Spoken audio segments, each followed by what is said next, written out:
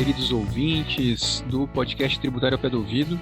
Quem fala aqui é Carlos Nato Cunha, mais uma vez aqui com vocês e com a companhia dos meus colegas aqui da equipe do podcast, Felipe Cianca Fortes. Tudo bem, Felipe? Oi, Carlos, tudo bem? Olá, ouvintes, sejam bem-vindos novamente. Muito bom. Edival Mazari Júnior, quanto tempo? Tudo bem, Edival? Tudo ótimo, Carlos. Caros ouvintes, que ótimo momento para a gente falar de direito tributário, hein? Ótimo momento. E agora, Henrique Gomes, tudo bem? Tudo bem, você, Carlos. Boa noite, Felipe. Boa noite, Edival. Prazer estar de volta aí com vocês, com os nossos ouvintes. Que bom estar aqui com vocês. Talvez o Elvio Leonardi também chegue daqui a pouquinho, estamos aguardando ansiosamente para ter uma equipe mais completa hoje. E hoje nós vamos falar de um tema polêmico e recente. Então, recentemente, o Supremo Tribunal Federal decidiu o tema sobre a inclusão ou não do ICMS na base de cálculo da contribuição previdenciária sobre a receita bruta. E foi uma decisão bastante polêmica que a gente vai comentar hoje, já aproveitando aí o assunto que está na mídia, de quem gosta de direito tributário. E então, antes da gente começar o tema de hoje, gostaria de recordar que esse podcast é realizado com o apoio da Advise, empresa de software jurídico que há 18 anos moderniza a rotina dos advogados do Brasil. E gostaria também de convidar os nossos ouvintes a curtir as nossas redes sociais, a seguir a gente lá nas redes sociais, no Instagram, no Facebook, no LinkedIn, no Twitter. E se tiver qualquer dúvida, sugestão, elogio, ideia de episódio, manda um e-mail para contato@tributarioapedoouvido.com.br. Então vamos lá, pessoal? Vamos lá. Bora. Muito bem.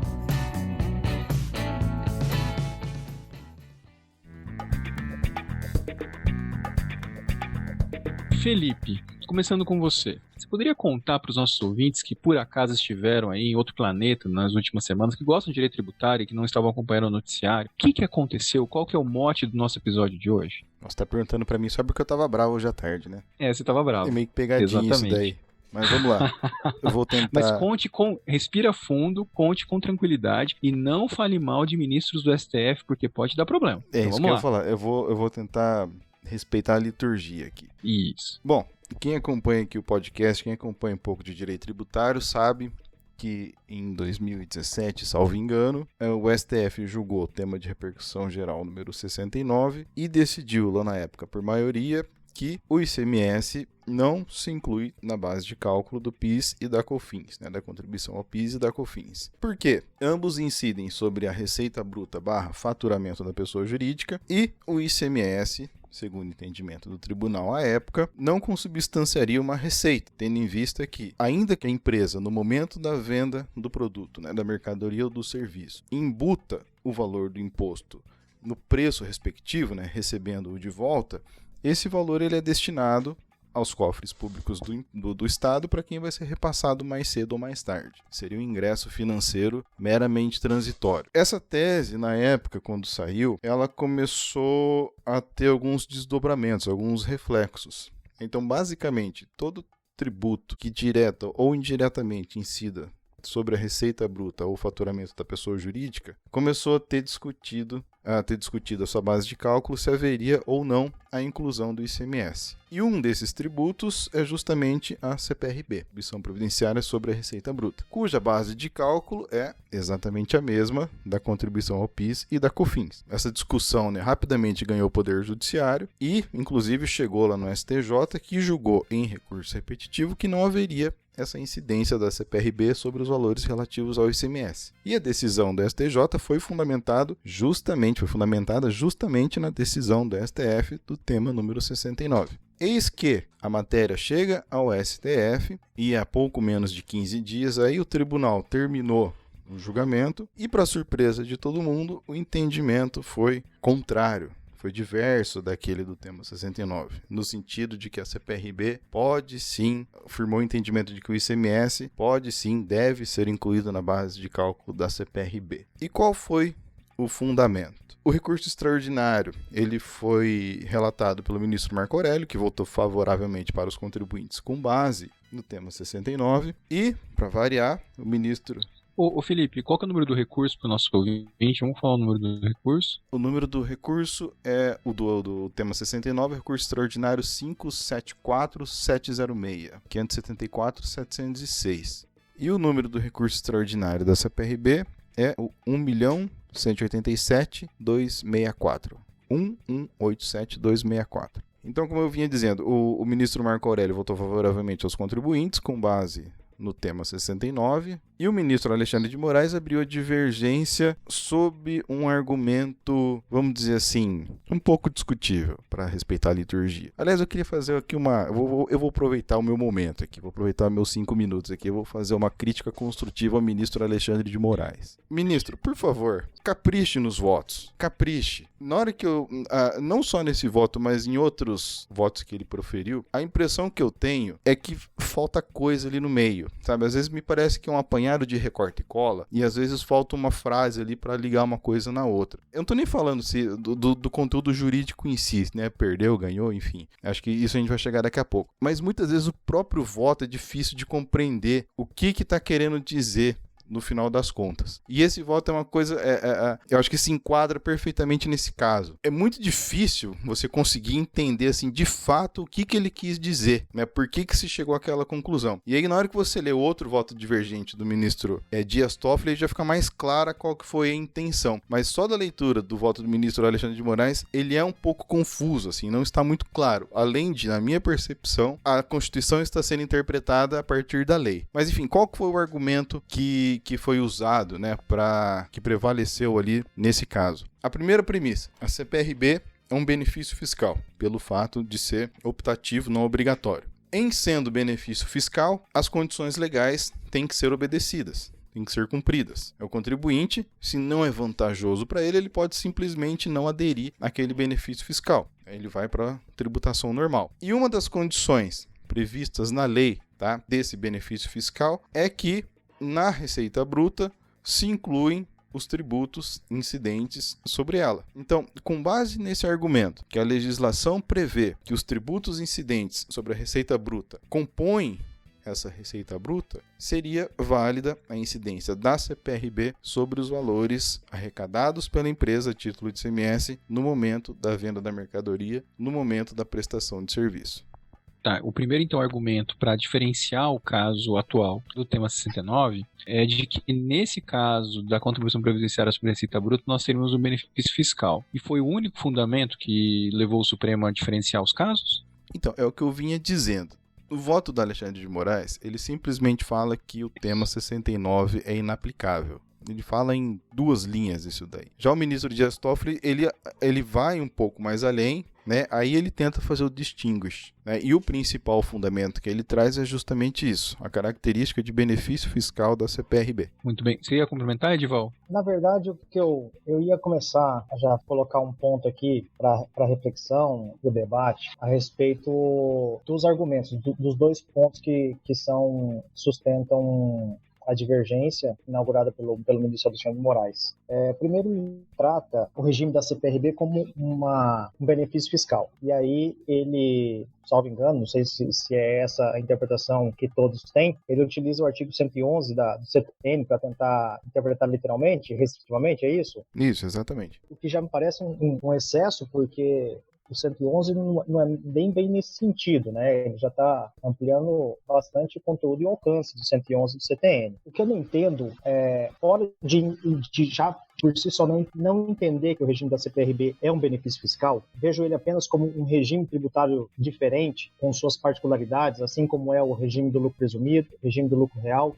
Eu não consigo visualizar como de ser um benefício fiscal se até 2015 a CPRB ela era obrigatória. Eu ia perguntar isso. Na verdade, eu ia falar o seguinte, quer dizer, então, que até 2015, em que a contribuição sobre a receita era obrigatória, não era optativa, partindo desse pressuposto, desse motivo de distinguish feito pelo voto dos ministros, nós teríamos uma situação diferente. Então, se o caso se refere àquele período? Eu entendo que sim. E aí, ele não poderia considerar que se tratou de uma opção do contribuinte, então ele deveria aderir integralmente ao regime da CPRB com seus ônus e bônus, certo? Eu acho que ali já afasta um pouco o raciocínio da divergência inaugurada pelo ministro Alexandre de Moraes. Eu observei que o caso que foi levado ao Supremo foi de um mandado de segurança impetrado em 2016. Talvez por isso eles tenham limitado a discussão para depois de 2016. E aí até não escolheram muito bem o caso que foi levado à repercussão geral, porque a rigor penso que eles deveriam analisar a legislação desde 2011, quando ela veio como um regime obrigatório, e depois ter avaliado os efeitos dela depois de 2015, né? Não sei se vocês pensam da mesma forma. Não, com certeza, né? Deveria,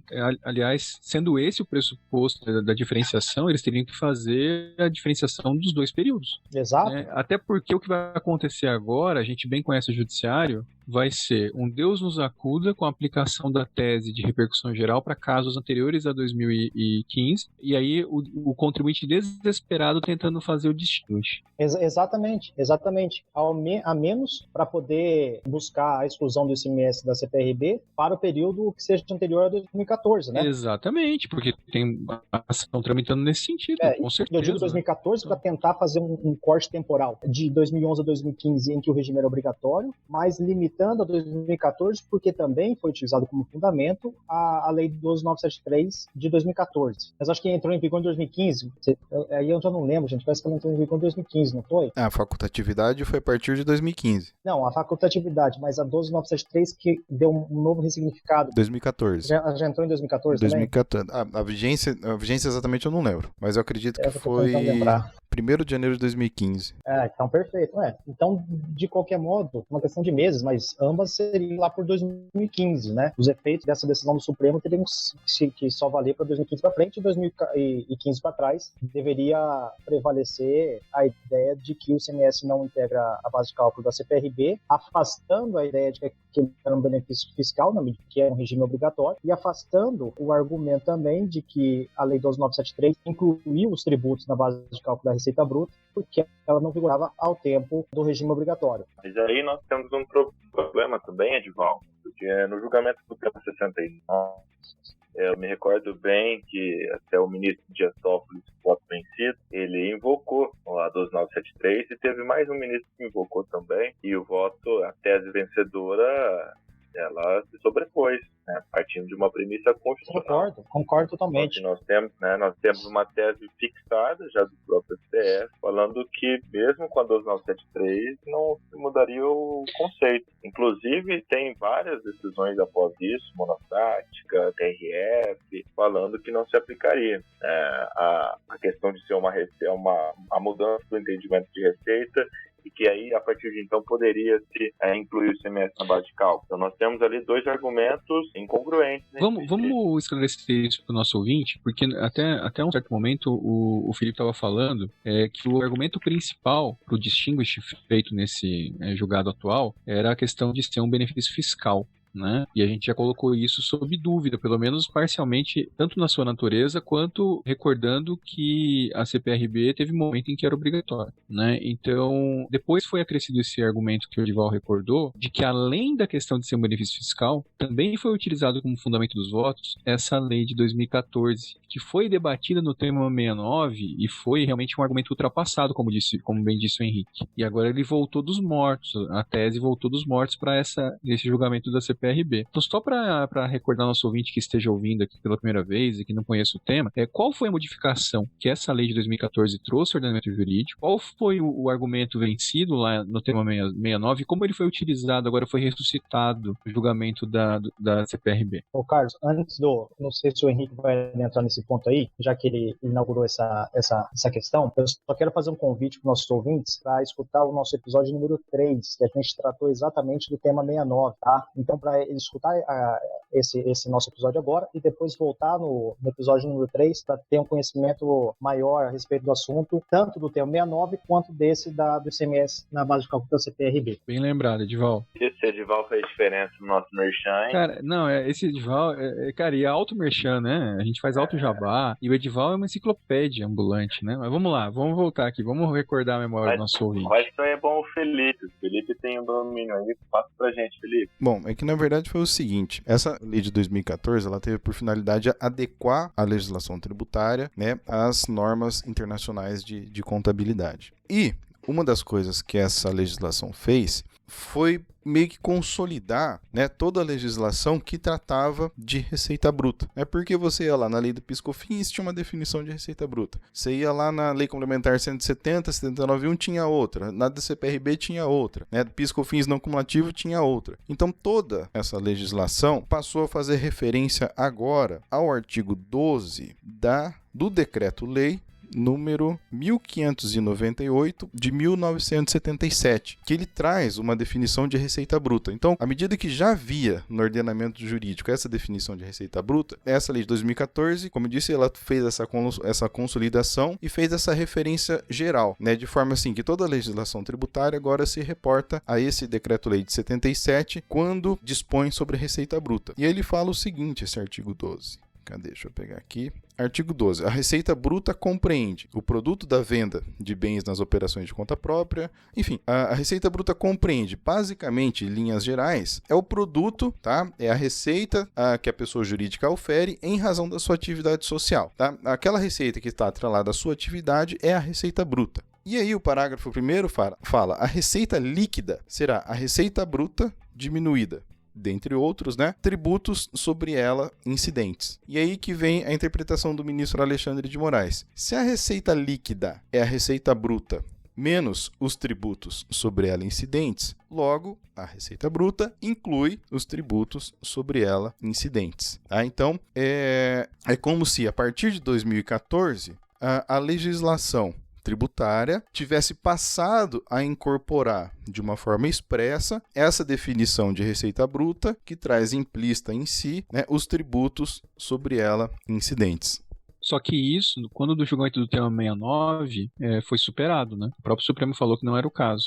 Porque lá no tema 69, a premissa, do meu ponto de vista, foi completamente outra, que leva à conclusão lógica de que até mesmo é inconstitucional essa disposição, né? Porque, via de regra, os ministros eles construíram um conceito de faturamento a partir de receita bruta a partir da Constituição, né? Então eles levam lá essa questão de ser atrelado à atividade, de se incorporar definitivamente ao patrimônio, enfim, eles fizeram uma análise constitucional, uma construção constitucional da definição de receita bruta / faturamento, né? O que por si só acaba levando por exclusão da inaplicabilidade desse artigo, porque ele é incompatível com aquela conclusão que o Supremo chegou lá na época. Então, assim, dependendo da definição de receita bruta que o ministro fez, o ICMS, né, os tributos incidentes, eles automaticamente são incluídos ou automaticamente são excluídos dessa definição. Tá? Porque aqueles ministros que partiram do pressuposto que a questão do faturamento, a questão da receita bruta, não só está atrelada à atividade em si, mas o patrimônio da pessoa jurídica, né, na forma como essa receita se reverte para a pessoa jurídica. Então, o ICMS, como ele é um ingresso transitório, como ele já tem a destinação certa para o Estado, ele não seria uma receita. É como se o contribuinte fosse um mero agente arrecadador. Agora, para os ministros que levaram uma definição de receita atrelada, né, ao resultado da atividade econômica, né, a contraprestação da atividade econômica, chegam na conclusão que, como esse imposto está embutido no preço praticado, e a empresa recebe esse preço, né, esse preço ele tem que ser integralmente submetido à tributação, independentemente do que tem dentro dele ali. Tá? Então, são premissas diferentes. Com base nessa definição constitucional que eles criaram, né, na interpretação que cada um fez da Constituição, o ICMS automaticamente ele se inclui ou automaticamente ele se exclui. Tá? É por isso que eu acho muito estranho esse voto, tanto do ministro Alexandre de Moraes quanto do Dias Toffoli, de pautar a decisão deles com base no que a lei fala. Tá? Mas e a pergunta que eu faço, o que aconteceu com o conceito constitucional, com a definição constitucional de receita de faturamento, que foi delimitada, que foi decidida lá no tema 69? Onde que foi parar aquilo lá? Exatamente. Parece que se apagou todo aquele julgamento, né, toda aquela discussão em que se definiu, inclusive garantindo estabilidade, né, ou uma falsa estabilidade, uma falsa segurança jurídica do conceito constitucional de receita bruta. É o que você falou, até comentando antes daqui a gente estava, naquele julgamento foi feito um julgamento de cima para baixo, partindo da Constituição para as normas infraconstitucionais. E aqui foi o inverso, partiu do decreto-lei alterado pela 12973 para chegar à Constituição,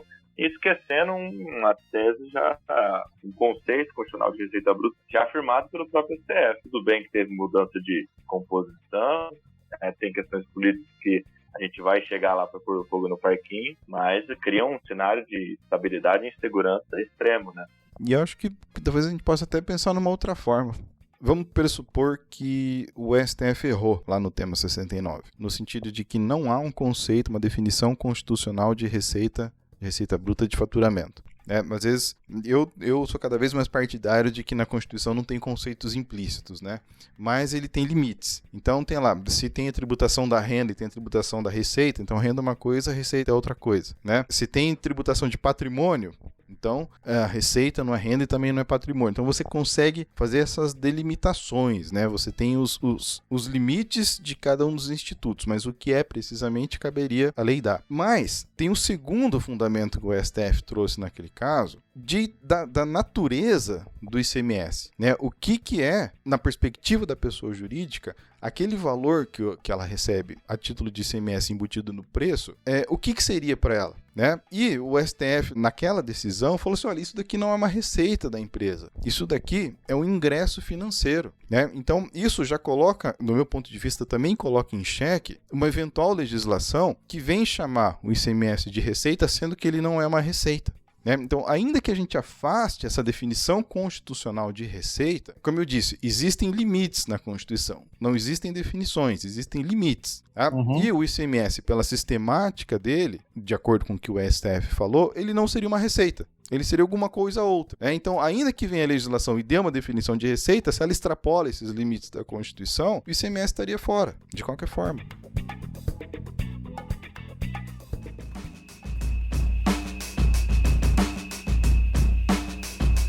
Antes de continuar, vou dar boas-vindas aqui ao Elvio, que acabou de entrar. Tudo bem, Elvio? Leonardi, como está? Olá, pessoal. Tudo bem com vocês? Tudo bem. Obrigado. Tudo bem. Obrigado.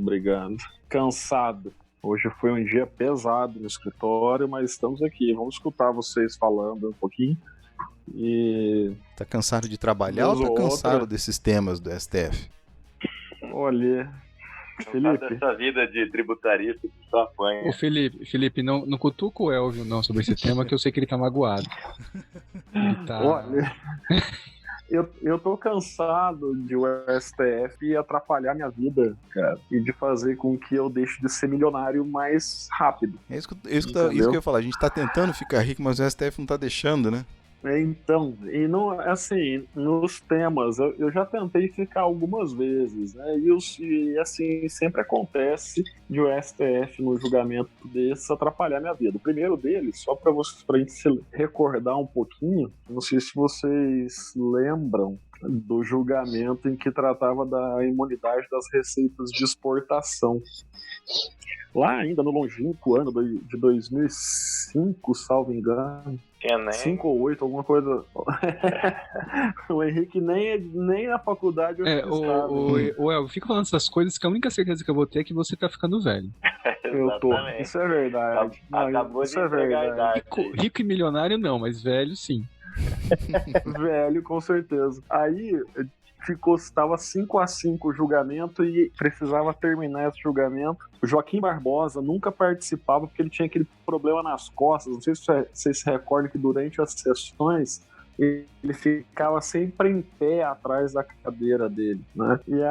E esse troço estava empatado e a discussão era se havia ou não imunidade tributária quanto à contribuição social sobre o lucro líquido e a CPMF no âmbito das receitas de exportação. O 149, inciso parágrafo 2º, né, inciso 1, a linha A, aí da Constituição Federal, é claro. E aí aquele negócio empatado, que puxa vida, né? E eu, com algumas ações assim bem interessantes, vem Joaquim Barbosa, e a primeira vez que eu li isso, foi a primeira vez que eu li isso em uma decisão do STF, de que as imunidades deveriam ser interpretadas tal qual as isenções, ou seja, de forma literal e restrita. E eu escutei o Felipe falando de que nesse julgamento aí da CPRB, o ministro Alexandre de Moraes e o Dias Toffoli interpretaram a Constituição a partir da lei, não o contrário, né? Não fizeram uma interpretação constitucional e depois aplicaram essa interpretação à lei. A primeira vez que eu via isso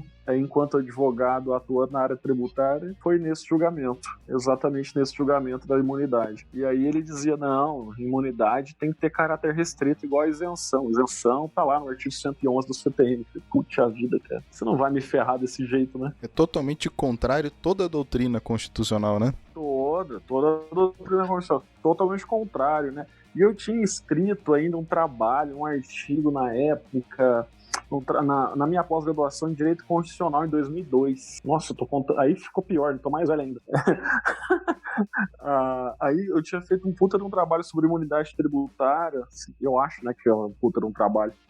E tudo que eu tinha lido, tudo que eu tinha ouvido, e sempre, né, a imunidade tributária busca enfatizar os objetivos constitucionais, e aí ela deve ser interpretada da forma mais ampla possível, né? Deve-se fazer uma interpretação sistemática, né, para abarcar todas as hipóteses possíveis e imagináveis, e aí veio essa, né? Então, a primeira tentativa minha de ficar milionário foi essa, e o STF lá atrás já quebrou. E assim, é a vida do advogado tributarista, né?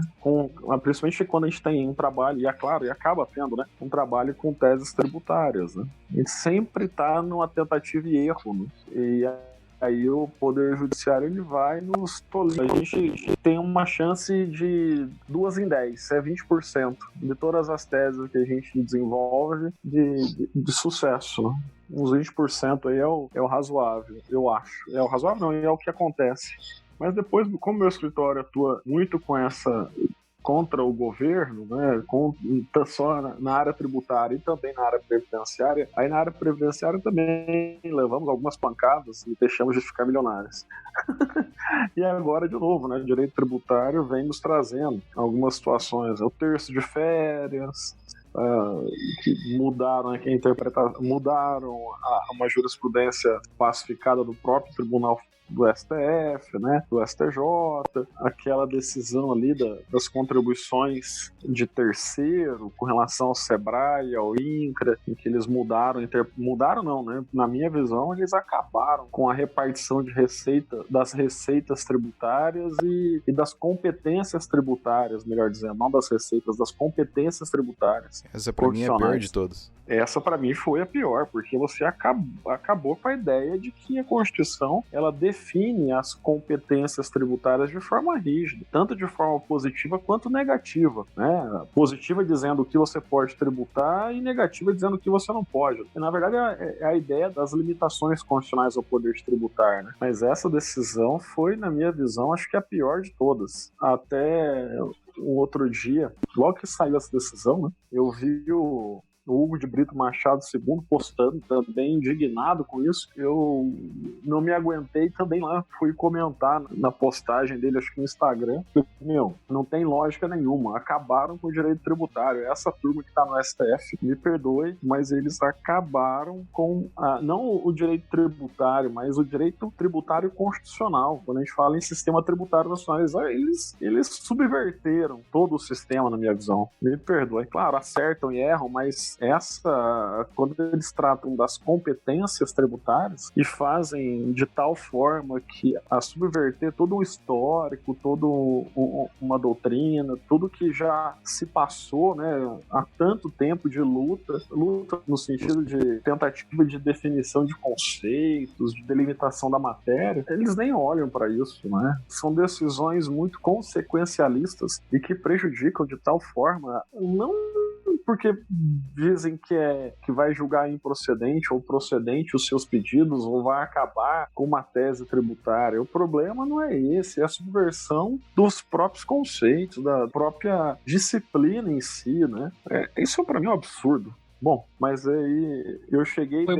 Foi momento né? de desabafo. Momento de desabafo. Eu cheguei depois e atrapalhei aí de vocês que já estavam embalados. Eu espero que daí esse momento de desabafo te ajude a superar. Quer dizer, não sei se supera, né? Mas te ajude a dormir melhor. Mas, ó, voltando aqui especificamente ao nosso tema... Deixa eu só puxar um gancho no que ela falou.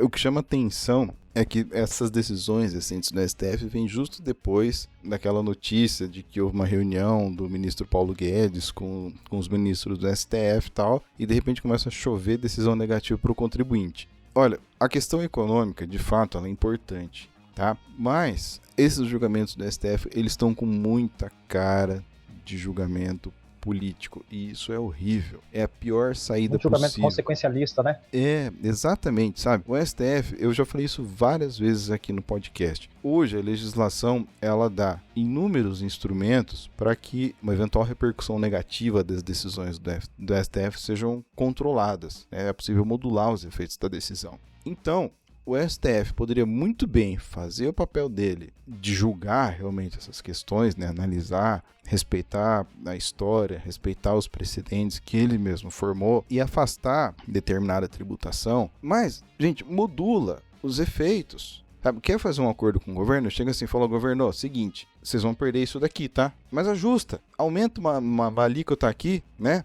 Refaz outra tributação ali, a questão que o Elvis citou das contribuições de terceiros. Ô Felipe, edita uma nova lei complementar 101, né? Instituindo uma nova contribuição em virtude de um acordo. Exatamente, sabe? Já teve caso que eu vi do STF modular os efeitos até que o ente federativo editasse a norma regulamentando aquilo ali. Ou melhor, dando um prazo para o ente federativo editar uma lei nova ajustando aquele negócio. Eu não lembro exatamente o que era, eu não lembro se era questão de vereador, de eleição, eu não lembro agora. Mas o STF falou assim, olha... Cidades, criação de municípios.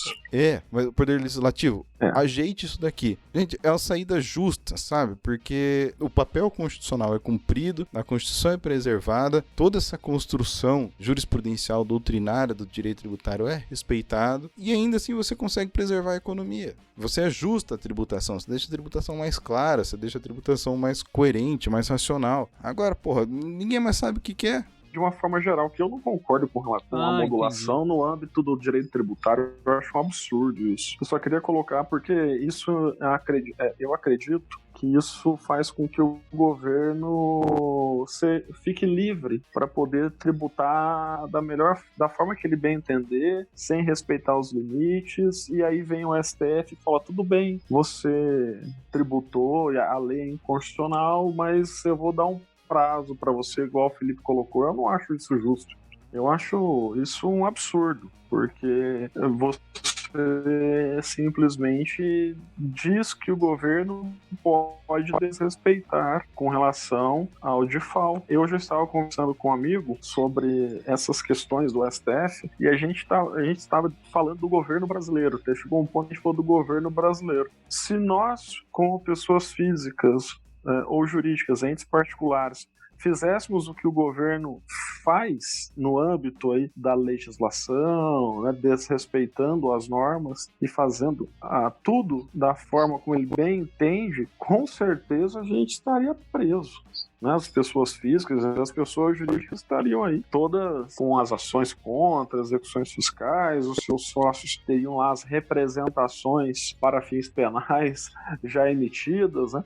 Eu não estou dizendo de agora, não, tá? Eu estou dizendo isso historicamente. O desrespeito às leis, o desrespeito à Constituição, isso é crônico no país e inclusive em todos os âmbitos governamentais. Acho que era isso, era só mais um desabafo, né? Eu entrei para fazer desabafos hoje. O tributário ao pé do ouvido servindo de psicólogo. Bom, pessoal... No divã com o tributário. No divã com o tributário. Pode ser também um episódio, a gente pode abrir um programa. Pessoal, para retomar o tema aqui, já encaminhando para posteriores reflexões finais, vocês expuseram críticas ao recente julgado, né? Deixaram claro que houve assim dois fundamentos principais. Um, de que a CPRB, diferente lá do tema 69, ela tem um caráter de benefício fiscal, né? O que levaria à necessidade de assunção de todos os ônus e bônus por parte do contribuinte, o que nós já colocamos em dúvida, e também da modificação legislativa de 2014, que havia sido superada no debate do tema 69, mas que aqui foi retomada com força. A minha pergunta para vocês é a seguinte: quais são os efeitos que vocês consideram que os fundamentos dos recentes votos nesse julgado podem ter em relação ao tema 69? Bom, já deixando claro aqui, em relação à ideia de ser um benefício fiscal e isso ser o motivo do distinguish, isso não teria efeito em relação ao tema 69, que ainda tem pendente, né, de julgamento ali em embargo de declaração. Mas em relação à legislação de 2014, a mudança de composição do Supremo realmente levou a uma mudança de entendimento entendimento sobre esse tema? Olha, eu tenho sérias dúvidas aí se esses embargos de declaração a serem julgados não vão nos trazer mais algumas surpresas, em especial quanto a essa segunda ponderação que você fez, Carlos, com relação à legislação de 2014 que entrou em vigor em 2015, né? Essa modificação do conceito de receita e dada essa mudança também, levando em consideração essa mudança da composição, né? Aqui, por exemplo, no TRF da 4ª Região, né? Nós estamos aqui no Paraná, nós tínhamos uma jurisprudência calcada nessa questão, firme, inclusive. Foi superada depois porque, em algumas decisões monocráticas, o próprio STF tinha dito, olha, não, foi tratada a questão com relação à nova lei, e como foi definida uma tese no âmbito de repercussão geral, qualquer legislação que tente alterar o conceito de receita, ela sofre o impacto dessa tese fixada. Eu, inclusive, em um dos meus processos, eu tive uma situação assim. O TRF aqui da 4ª Região fixou com data limite 31 de dezembro de 2014, nós fizemos os recursos internos e depois nós fizemos uma reclamação constitucional, né? E aí foi afastada essa interpretação. Mas agora, né, o que a gente pode esperar?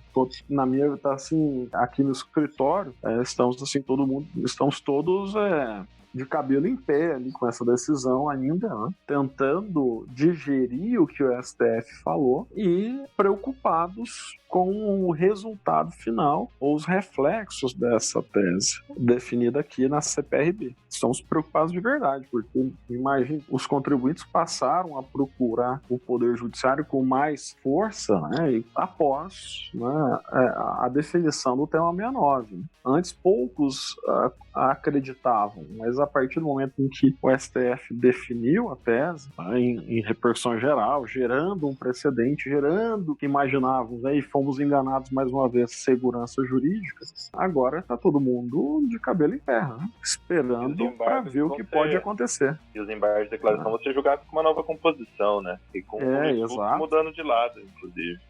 Exato. O que votou favorável no tema 69 é o contribuinte, muda de lado votando contra a tese agora. Com razão, essa preocupação, né? O tabuleiro, ou as peças do tabuleiro se movimentaram. Nós temos novas peças e peças antigas mudaram de posição. E em posições não intermediárias, elas são diametralmente opostas agora. São antagônicas. Né? Antagônicas, né? Posições antagônicas. E isso causa muita surpresa. Bom, e para eu fechar aqui minha participação, né, já falei demais, voltando ali naquela questão de ser um benefício fiscal, o 195 não diz que é benefício fiscal, né? Quando lá acho que, salvo engano, o parágrafo 9º, ele diz que pode ser substituída. Ele não diz que pode ser criado um benefício fiscal, ele diz que há uma substituição da base de cálculo, né? Então não tem característica nenhuma de benefício fiscal, né? Então vocês já discutiram isso bastante, mas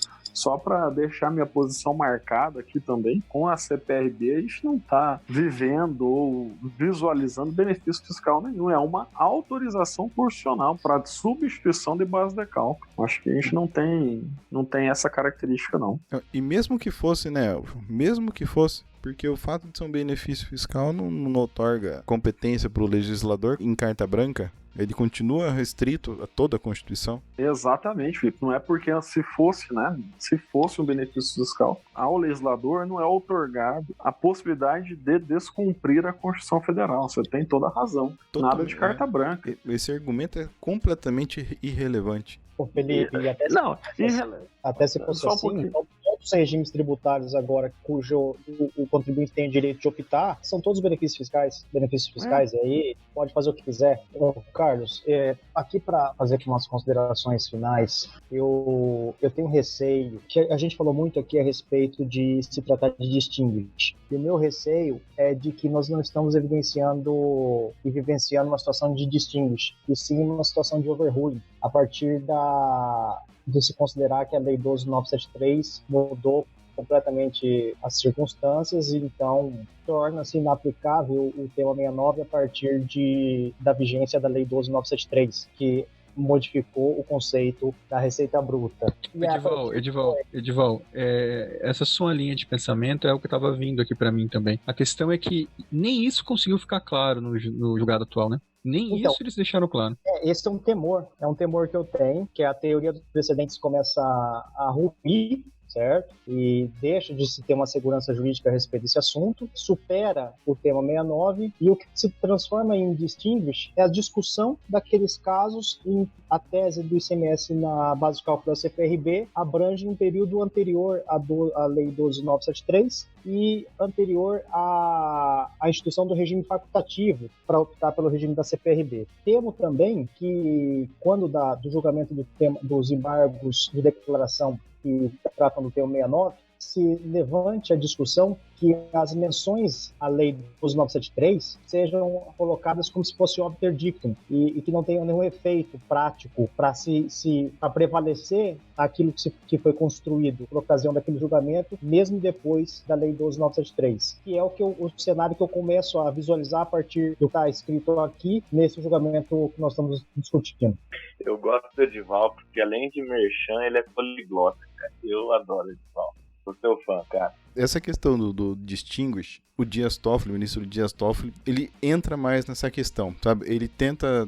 Quando eu li o voto do Alexandre de Moraes, o meu pensamento foi, com perdão da palavra, fudeu. E aí depois, eu lendo o voto do ministro Dias Toffoli, ele se reserva bastante para falar, para demonstrar que esse caso não tem nada a ver com a questão da exclusão do ICMS da base de cálculo do PIS da COFINS. Ele fala isso algumas vezes e justamente pelo fato dessa suposta natureza de benefício fiscal da CPRB. Mas eu vou aproveitar e fazer um parênteses. Na minha concepção, esse julgamento, ele confirmou um pensamento que eu já vinha tido de que esse sistema de precedente que a gente tem no novo CPC tem uma coisa em comum com um sistema de precedente clássico, que é chamar a decisão judicial de precedente, mais nada. O que se chama de precedente aqui, quando veio o novo CPC, eu participei de algumas palestras colocando esses precedentes do CPC como aquela coisa intangível, aquela coisa supralegal, aquela coisa que permeia o julgamento, né, que vire uma verdade absoluta até que ela seja superada por uma outra decisão super mega blaster, né? E eu falava, gente, não é isso o precedente que está no novo CPC. Se o precedente do novo CPC fosse um negócio tão relevante desse jeito, ele não ia ser citado em apenas 3 artigos, né? E para mim é muito claro. O que o CPC chama de precedente? O precedente é uma decisão, nada mais do que isso. Nada mais do que isso. O que o CPC fez foi dar forças diferentes para algumas decisões. Tem decisões que têm maior grau de vinculação, tem decisão que tem menor grau de vinculação. Isso quer dizer o quê? Quando o STF diz que o ICMS não se inclui na base de cálculo do PIS da COFINS, ele quer dizer isso e só isso. Isso não quer dizer que o ISS também não deve se incluir, não quer dizer que o ICMS também deve ser excluído da base de cálculo da CPRB. Infelizmente, esse sistema de jurisprudência criado pelo CPC não trouxe essa segurança que era para trazer. Talvez um dia chegue lá, não trouxe, né? Embora a gente tenha lá o artigo 926 que fala que os tribunais têm que manter a jurisprudência íntegra e coerente, né? Aí, esse artigo, sim, eu vejo que foi desrespeitado, porque essa decisão não guarda coerência com o que veio antes. Nesse sentido, eu vejo que esse sistema do CPC não foi cumprido. Mas tratar um precedente no CPC como essa coisa transcendental, eu não consigo ver dessa forma. Tô bravo. Ah, ótimo. Henrique, palavras finais? O Henrique dormiu. Vamos lá. Elvio, palavras finais? Felipe, eu tô aqui, cara, escutei você com atenção, Edival também. Poxa, eu tava falando aqui.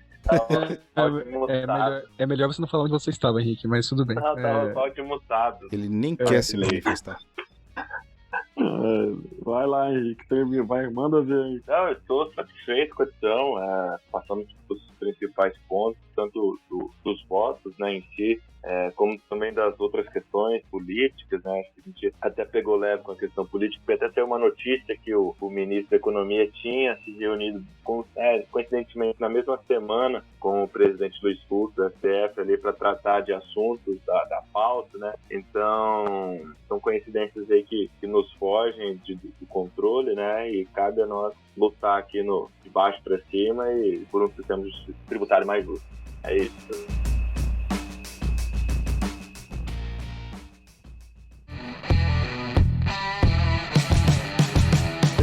Também estou indignado, né? E, Henrique, não é só a presença do ministro, veja, é o ministro, né, da Economia no gabinete do presidente do STF para tratar exatamente dessas questões. Tá? Não é só esse o problema, né? Porque isso sempre aconteceu, né? E assim, quando pelo menos nos era permitido estar no STF, viajar normalmente, não eram em períodos de pandemia, e estarmos na tribuna, a coisa era um pouco menos desproporcional. Mas com todas as restrições de um ano de pandemia e tudo mais, isso prejudicou demais a advocacia privada, que teve restrições efetivas quanto à sua atuação nesse tipo de julgamento. Muito bem, então a gente termina esse episódio com um sabor agridoce e esperando os próximos capítulos dessa novela, não é verdade? Então eu vou mandar um abraço caloroso aí aos nossos ouvintes e convidar vocês até o nosso próximo episódio.